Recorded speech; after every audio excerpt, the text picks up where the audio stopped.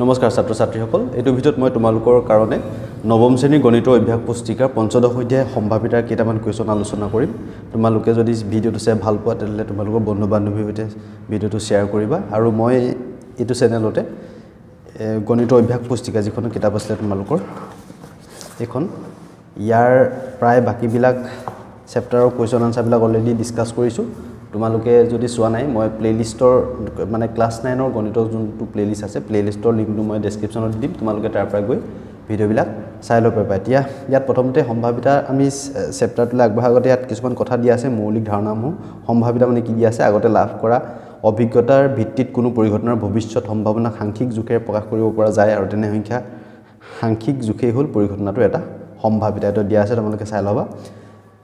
কি ঘটিব পাৰে মানে এই সকলোবিলাকৰ আমি যোনটো সাংখ্যিক জোখ হয় তাকে আমি কি কওঁ সম্ভাৱনা সাংখ্যিক জোখকে আমি কি বুলি কওঁ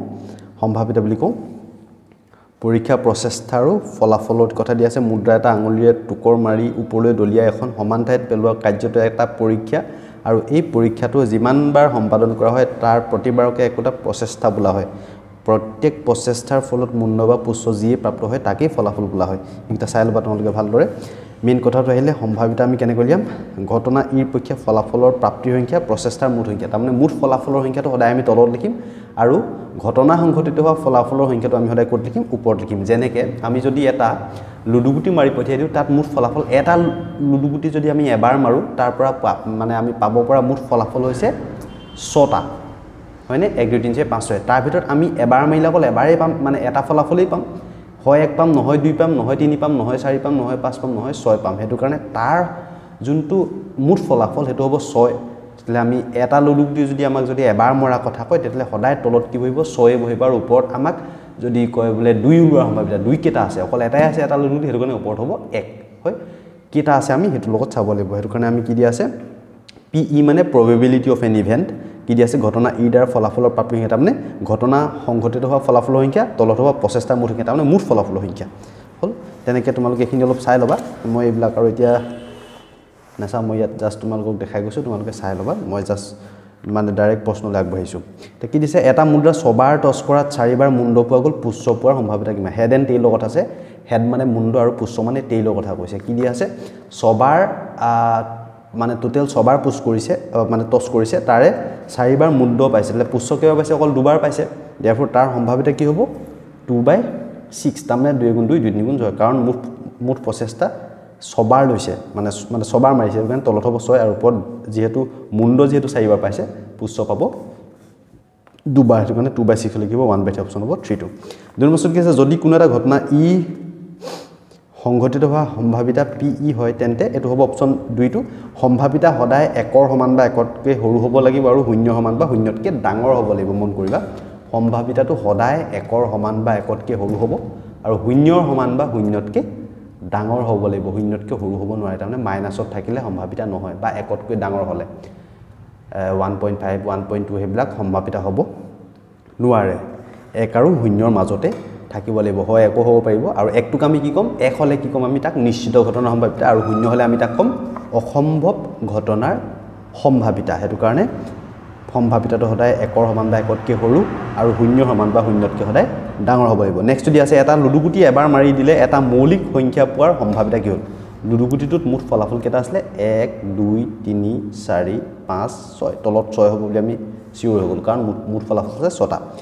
এটা মৌলিক সংখ্যা পোৱাৰ সম্ভাৱিতা তোমালোকে এক লিখি নিদিবা হে বুলি এটা মৌলিক সংখ্যা মানে মৌলিক সংখ্যা কেটা আছে আমি চাব লাগিব 2টো মৌলিক সংখ্যা 3টো মৌলিক সংখ্যা আৰু 5টো মৌলিক সংখ্যা তেলে মৌলিক সংখ্যা কেটা আছে এটা দুটা তিনটা কি হ'ব 3 হ'ব তেলে 3 গুণ 3 3 গুণ 4 আমি কি পালো 1/2 অপচন হ'ব 2টো হয়নে মৌলিক সংখ্যা বুলি ক'লে আমি কি বুজিম যিবিলাক সংখ্যাৰ উৎপাদক মাত্ৰ দুটা 11 সংখ্যাটো নিজেই সেইবিলাক সংখ্যাক আমি মৌলিক সংখ্যা বুলি কওঁ নেক্সট দি আছে এটা পাখা গুটি দলিওৱা সম্ভাৱ্য ফলাফলৰ সংখ্যা 6টা হ'ব পাখাগুটিত নেক্সট আছে তলৰ কোনটোৱে সম্ভাৱিতা নুবুজায় এতিয়া সম্ভাৱিতা এইটোৱে নুবুজাও কাৰণ এটো কিহত আছে মাইনাছত আছে মাইনাছত থাকিলে 0তকৈ সৰু হৈ যাব ন এটো কাৰণে এটোৱে সম্ভাৱিতা নুবুজায় নেক্সট প্ৰশ্নটো কি আছে যে তলৰ কোনটোৱে কোনো ঘটনা সম্ভাৱিতা বুজায় এটো হ'ব এটো 0.0 যেটো 0তকৈ ডাঙৰ আৰু 1তকৈ সৰু এটো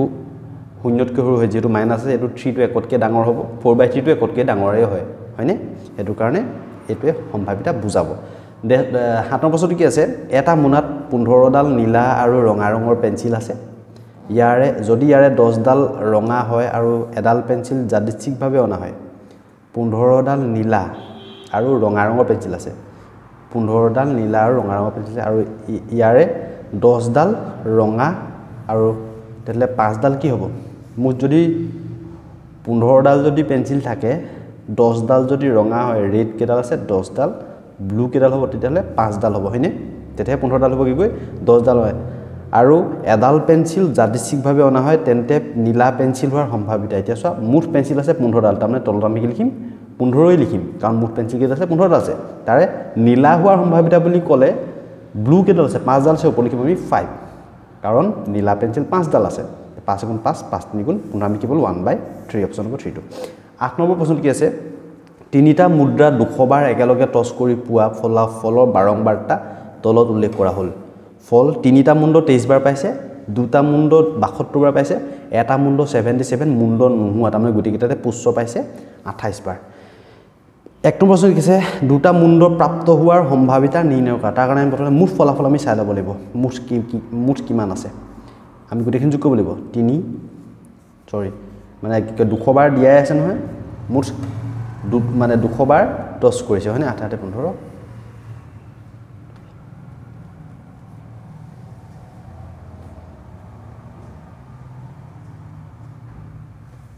মুঠ হৈছে 200 বাৰ দুটা মুণ্ড প্ৰাপ্ত হোৱাৰ সম্ভাৱিতা দুটা মুণ্ড কেইবাৰ পাইছে 72 বাৰ পাইছে হেতু কাৰণে এটো কি হ'ব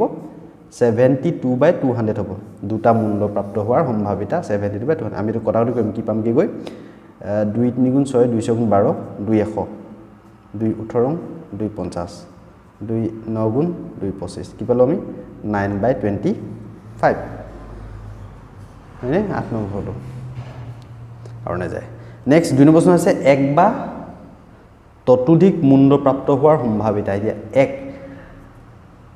এবাৰ মুণ্ড মানে 77 বাৰ পাইছে আৰু তাতকৈ বেছি দুবাৰ পাইছে 72 আৰু তিনিটা মুণ্ড পাইছে 23 বাৰ আমি এই এক বা ততোধিক বুলি ক'লে আমি এই গুটেকিটা যোগ কৰি দিব লাগিব তেলে 200 পা আৰু মুণ্ড নোহোৱা আছে অকল 28 বাৰ আমি 200 পৰা যদি আমি 28 যদি মাইনাস কৰি আমি কি পাম কি গৈ 10 5 গলে 2 হলগে ইয়াত 9 পা 7 গলে 2 পা গলে 7 হ'ব ইয়াত হ'ব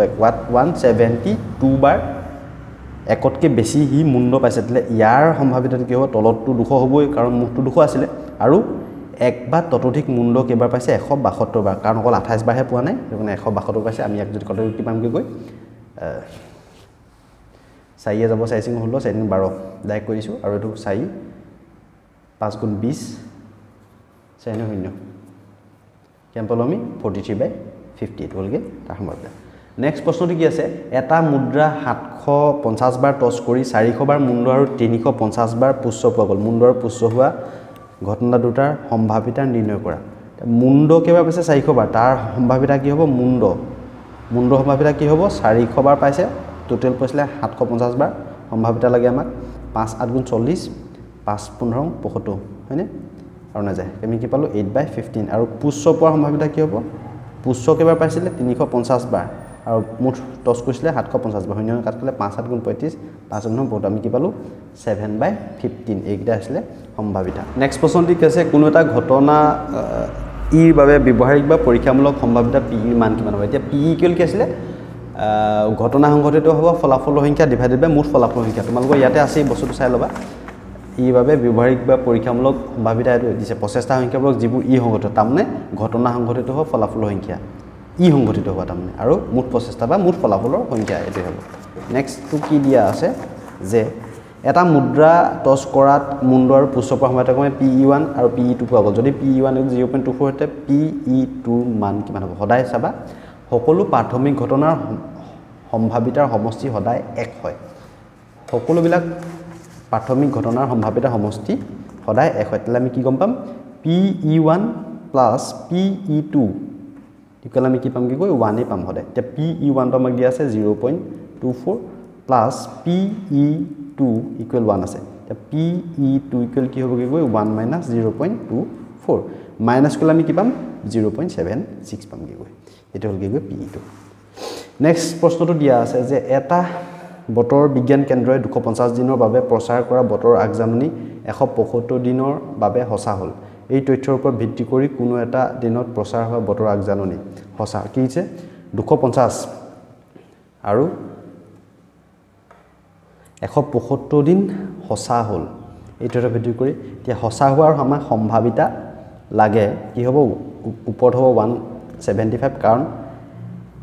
175 বাৰ সঁচা হৈছে আৰু তলত হ'ব 250 এটা আমি কটাকটি কৰিম 25 যদি কটাকটি কৰিম 25 7 গুণ হ'ব কি গৈ 25 এটোত হ'ব তোমালোকৰ 8 গুণ হলে 200 10 গুণ হলে 250 হ'ব হয়নে লিখিব 7/10 হ'ব সঁচা আৰু সঁচা নোহোৱাৰ সম্ভাৱিতা আমি সদায় 1 ৰ পৰা মাইনাস কৰি দিলেও হ'ব নহলে বা 175 দিন যদি সঁচা হয় 250 পৰা নহয় কেদিন আমি চাব লাগিব 10 ৰ পৰা 5 গলে আমি পাম 5 ইয়াত থাকিলে তোমালোকৰ 14 ৰ পৰা 7 গলে 7 75 দিন সঁচা নহয় তেতিয়াহ'লে সঁচা নোহোৱাৰ সম্ভাৱিতা কিমান হ'ব সঁচা নোহোৱাৰ সম্ভাৱিতা কি হ'বগে গৈ ওপৰত লিখিম আমি 75 তলত লিখিম আমি 250 25 যাব 25 3 গুণ 75 25 10 গুণ 250 ঠিক আছে 3/10